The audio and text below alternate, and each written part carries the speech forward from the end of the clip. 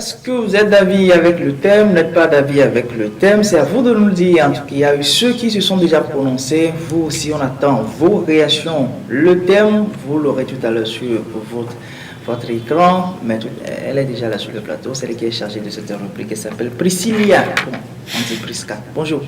Bonjour Herman. Mesdames et messieurs, chers téléspectateurs, bonjour. J'espère que vous vous portez bien, très bien chez vous. Oui, ils vont bien. Je suis toujours leur porte-parole. On dirait que tu es chez eux. Ils vont bien. Bon, comment ça se passe bien? Oui, ça va, ça va. Comme toujours, chaque semaine, on a un thème pour la semaine. Aujourd'hui, le thème de la semaine, c'est, tu viens de le dire, est-ce que le pardon est synonyme de l'oubli? Tout d'abord, je vais commencer par mon avis. Bon, selon moi, le pardon, c'est un acte d'amour tout d'abord, un acte de paix. Parce que si tu pardonnes à quelqu'un, c'est pour oublier, bon, pas oublier, mais c'est pour, en quelque sorte, oublier ce qui s'est passé, le mettre dans l'inconscient.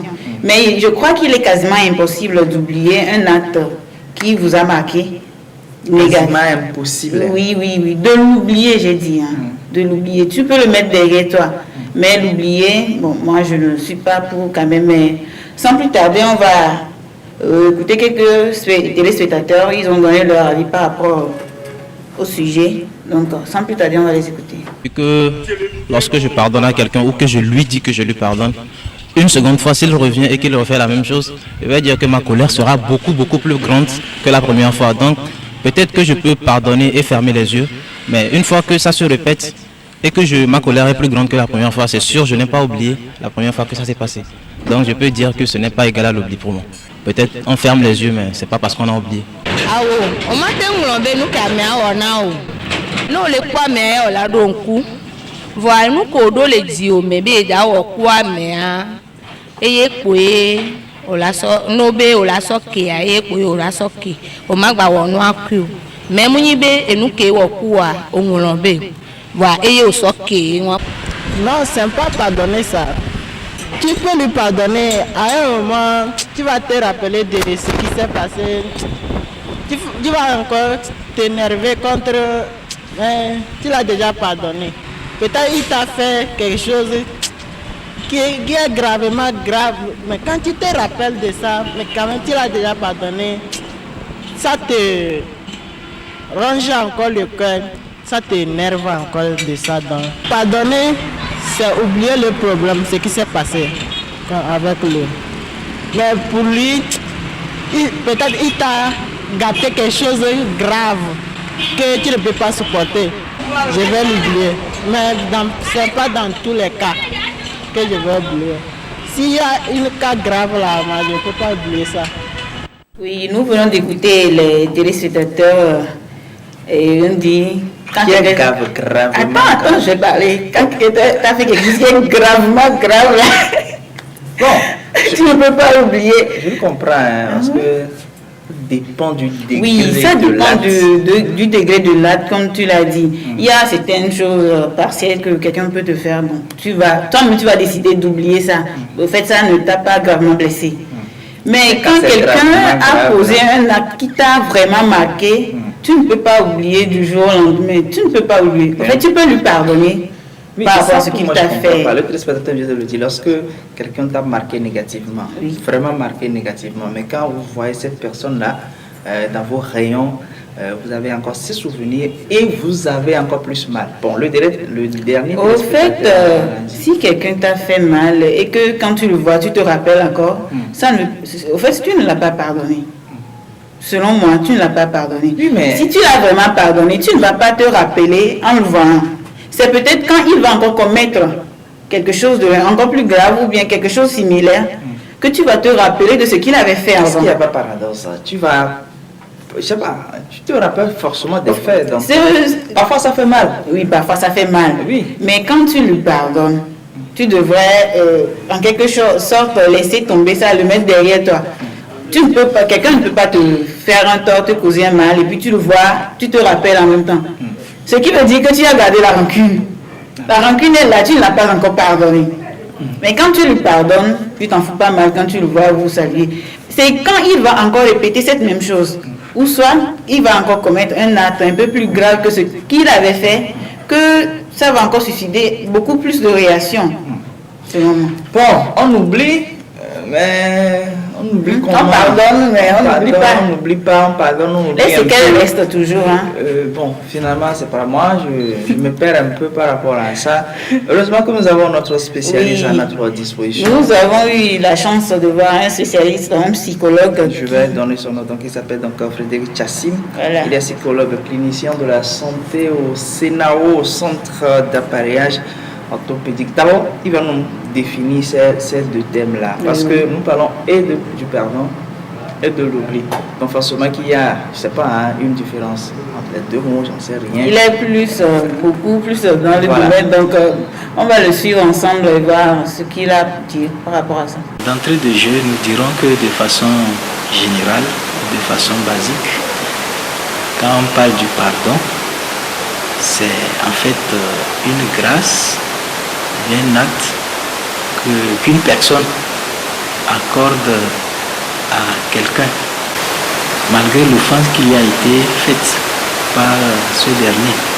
Maintenant, envisagé sous l'angle psychologique, on peut dire que le pardon est appréhendé sous trois aspects.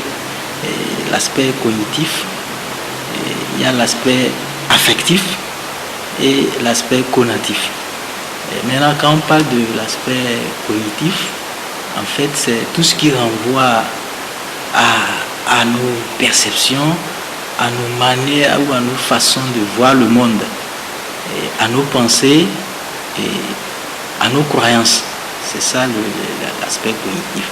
Maintenant, l'aspect affectif, c'est le fait des émotions ou des sentiments.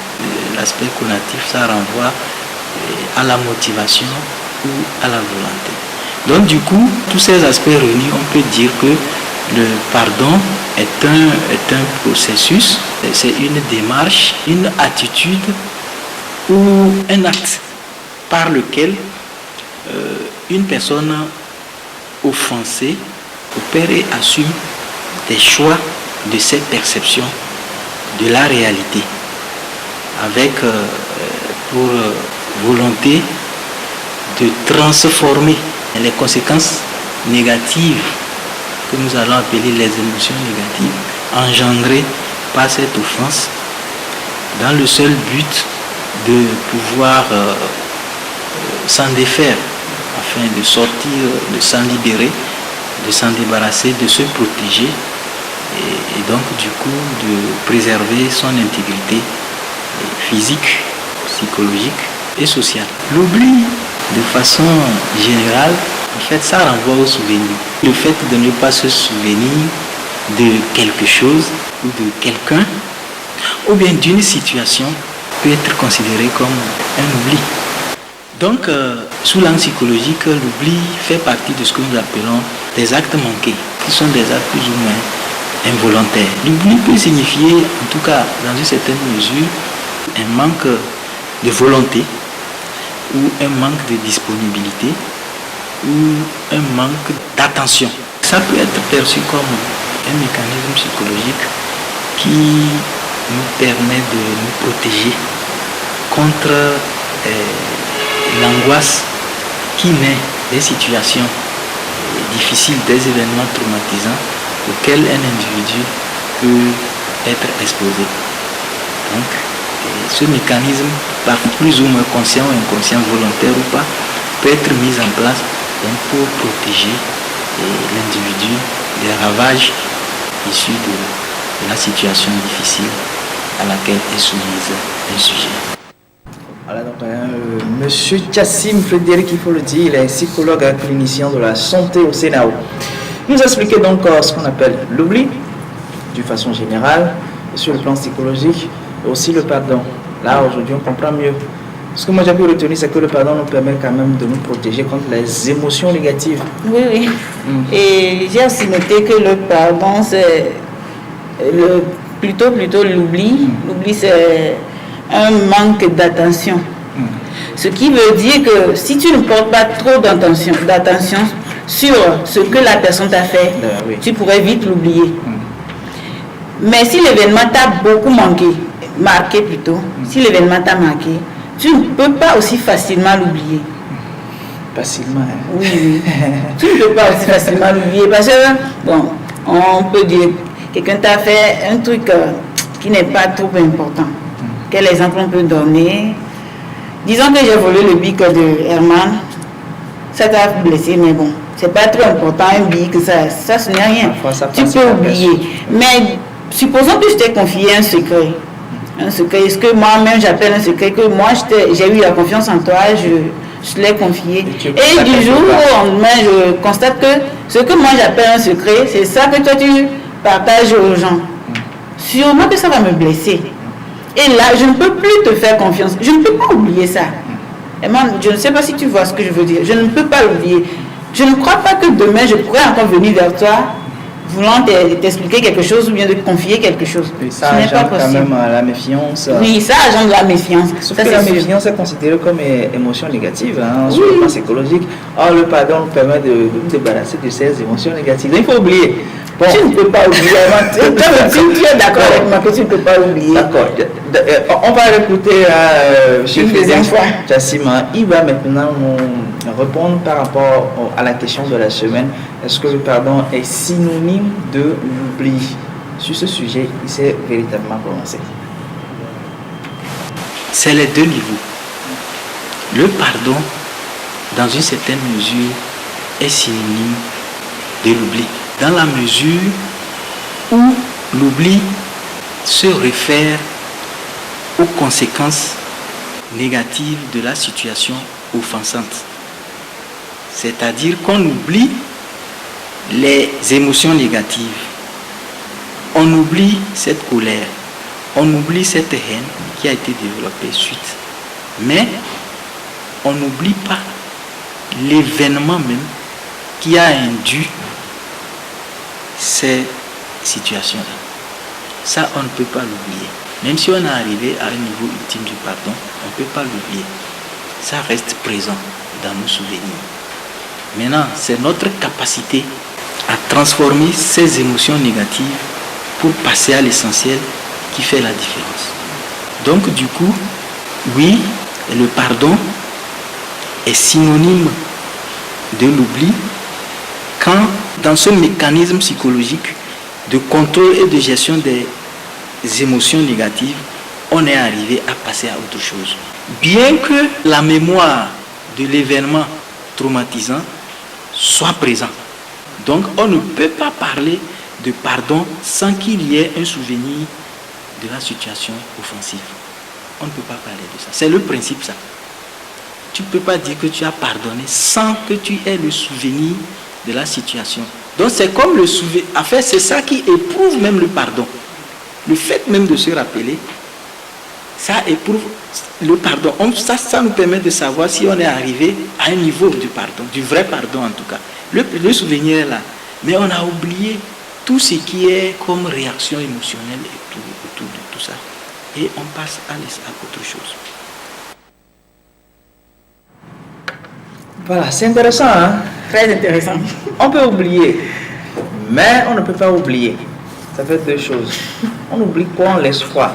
Bon, il a eu à faire le distinguo. On peut oublier les émotions négatives. C'est-à-dire quand vous avez voulu quand même, comme Bethel a dit en temps là, c'est-à-dire quand on parlait de rancune, quand quelqu'un me fait, je le fais tout de suite quoi. Parce que vous avez quelques émotions négatives. Il y a une téléspectatrice qui aussi a parlé de ça. Voilà. Elle a dit, ce que tu voulais faire à la personne, tu laisses tomber. Mais tu ne peux pas oublier ce qu'il t'a fait. Voilà. Donc ça, c'est un peu aujourd'hui le processus, en tout cas selon l'explication de Frédéric Jassima qui est notre psychologue aujourd'hui. Oui, on oublie les émotions négatives, mais on n'oublie pas l'événement. En tout cas, les deux vont de pair selon ce qu'il a dit.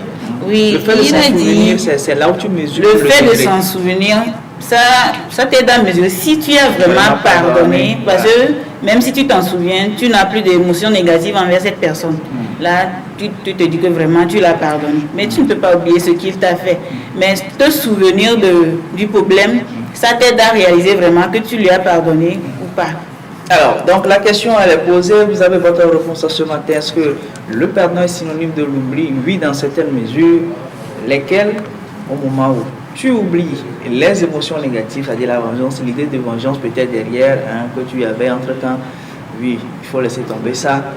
Ça, c'est le pardon. Mais les événements eux-mêmes, bon, Ça ne peut pas s'oublier. on ne peut pas les oublier. Ça, c'est déjà bon. J'espère que vous avez quand même appris à travers donc l'explication de Frédéric Chassim, qui est notre psychologue. Si vous avez encore d'autres réactions, vous savez comment nous contacter. Le 93 49 45 45 qui est à votre disposition, ou encore sur la page Facebook Télévision Sport 47 Salles. Sauf qu'il n'a pas marqué. Il y a eu un autre message. Oui, il y a eu un autre message. Il y a eu une fille qui a dit: pardonner, c'est une décision qui engage la volonté. Et une décision sage et pieuse, pas un acte qui se doit d'être contraignant, ça va de soi, et il est en même temps un commandement très difficile, car pardonner, c'est remettre l'offense à sa juste place pour s'en libérer. Voilà, je pense que c'est en concordance avec ce que le psychologue vient de dire. Oui. Il faut laisser tomber les émotions négatives, c'est très important. Bon, la Bible a dit qu'il faut pardonner 77 fois 7, c'est ça, non? Et moi, je ne sais pas, c'est toi qui sais vous dire. Ah, d'accord. Il faut dire non, tu laisses tomber. Moi, j'ai donné un chiffre, si c'est vrai ou pas.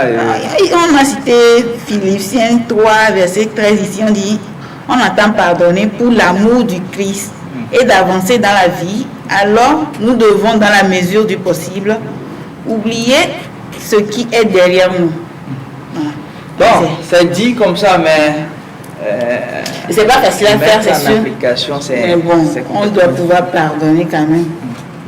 Essayer de pardonner. Très bien, nous sommes pratiquement arrivés à la fin, sauf que, comme je le disais, il a aussi prodigué quelques conseils. En tout cas, à l'endroit des téléspectateurs, en termes d'oubli et en termes de pardon. On va l'écouter une dernière fois. Donc, quand on arrive vraiment à pardonner, ce n'est pas une démarche facile. C'est tout un processus qui peut prendre beaucoup de temps.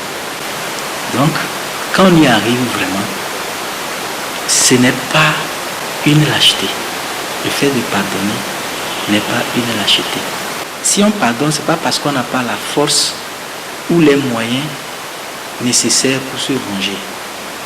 On pardonne parce qu'à un moment donné, il y a eu cette décision, cette volonté de passer à l'étape supérieure, d'avancer et de se libérer de ces émotions qui nous envahissent et qui sont comme un poison d'ailleurs pour notre intégrité. Pardonner, c'est une vertu en tout cas. Mais ce n'est pas facile. C'est un apprentissage après tout, le pardon. Si tout seul on ne peut pas y arriver, il faut se référer vers les spécialistes, comme les psychologues et autres professionnels de santé, bien spécialistes dans le domaine des relations interpersonnelles. Et donc j'exhorte la population, en tout cas les téléspectateurs ou bien des personnes qui se sentent dans cette situation, de s'approcher des spécialistes. Il a dit, en tout cas, lorsque vous arrivez à pardonner quelqu'un, c'est parce que vous n'avez pas les moyens nécessaires de lui rendre pas. Donc, c'est pas une lâcheté, c'est pas grave, il faut pardonner, c'est mieux. C'est vrai que vous ne pouvez pas oublier les faits, les événements, mais vous pouvez également, et il a dit, c'est pas facile, mais vous pouvez le faire, oublier les émotions négatives, ça c'est très important. Donc, il va falloir faire l'effort quand même d'oublier les émotions négatives. Oui, et si vous n'arrivez pas à le faire toute seule, il va falloir... Il y a des spécialistes. Consulter des spécialistes qui pourront vous aider à vous en débarrasser. Et il est surtout important d'oublier les émotions négatives parce que ça ne nous arrange vraiment pas. Ce n'est vraiment pas bon pour notre santé. Il a dit que les émotions négatives ne sont pas bonnes pour nous. Ça peut... je ne sais pas comment dire. Il y a des conséquences. Il y a des conséquences. Ça peut t'induire en erreur sans que tu ne le veuilles. Tu peux faire quelque chose de mal à quelqu'un juste à cause de ce qu'il t'avait fait passer. Parce que tu as gardé les séquelles en toi. Tu as gardé les émotions négatives en toi. Donc, il vaut mieux s'en libérer. Quelqu'un dit souvent, en voulant trop avoir raison, on gâte tout. Oui. Oui. Oui, il faut savoir pardonner. En voulant trop avoir raison, on gâte tout. C'est vous qui avez raison, d'accord, mais sachez aussi poser les pas. Sinon, vous gâtez tout carrément. Donc, c'est ça. C'est l'essentiel. J'espère que vous avez compris. Pardon, synonyme de l'oubli, oui, mais dans certaines mesures, et vous avez appris aujourd'hui à travers le psychologue Chassim Frédéric, qui est psychologue clinicien de la santé au CENAO. On marque la pause. J'espère qu'on se retrouve vendredi. Oui, on se retrouve vendredi avec un nouveau thème. Surtout avec les parents et les élèves, puisque nous sommes en période de vacances scolaires, vous allez apprendre à travers ça. On marque la pause.